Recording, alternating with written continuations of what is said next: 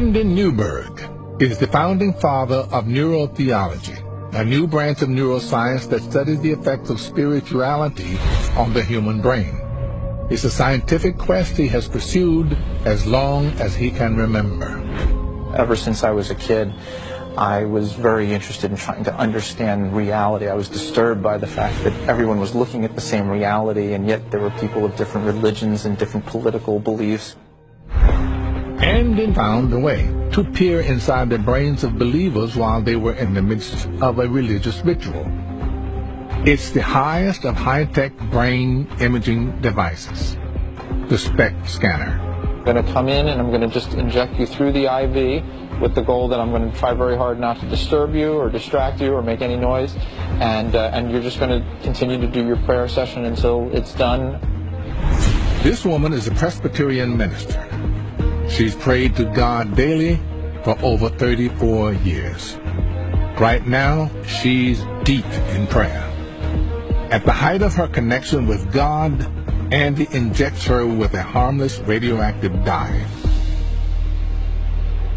Over the course of the next few minutes, as she continues to pray, the dye migrates to the parts of her brain where the blood flow is the strongest. The brain works in a very nice way that the more active a particular part is, the more blood flow it gets, and the less active it is, the less blood flow it gets. These are the images of her brain before and during her prayer. The redder the shade, the more active the neural area is. This is the resting scan. This is the prayer scan, showing increased activity in the frontal lobes and in the language area of the brain.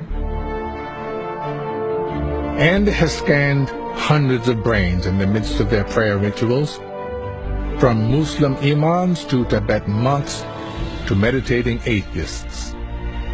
So, for example, when a person feels deeply focused on their prayer, we see increased activity in the focusing area of the brain.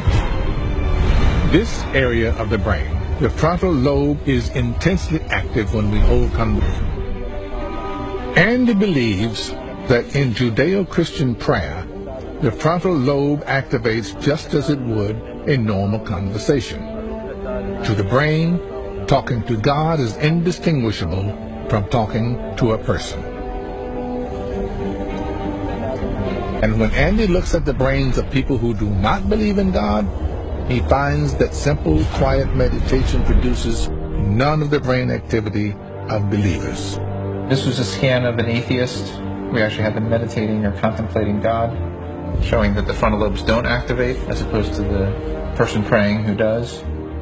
To an atheist, God is unimaginable. But to the believer, experiences of God are more than thoughts. They are lived sensations and just as real as the physical world that we all sense. So it helps us to understand that at least when they're describing this to us, that they are really having this kind of an experience. What I like to say is that the experience is at least neurologically real. And this brain studies show that all religions create neurological experiences that are just as real as if God physically existed in the world outside our brains. And if God only exists inside our brains, that does not mean God is not real. Our brains are where reality crystallizes for us.